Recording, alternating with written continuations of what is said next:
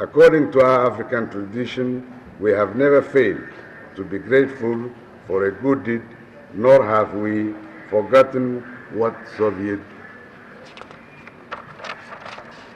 had done for us and for Africa, especially in the cause of liberation struggle.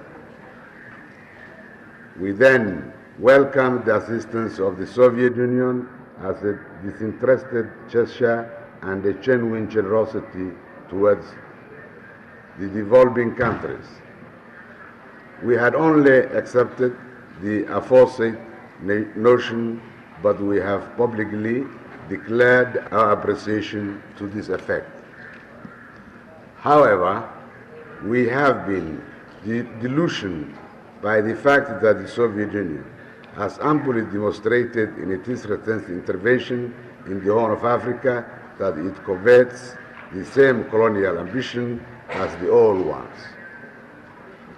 Foreign interferences in all its form and the manifestation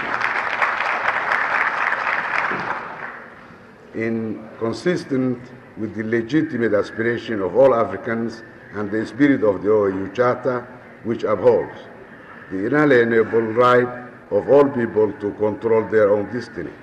It is incompatible with our commitment to freedom, equality and justice, as well as the safeguarding and the consolidation of our hard-won independence and freedom.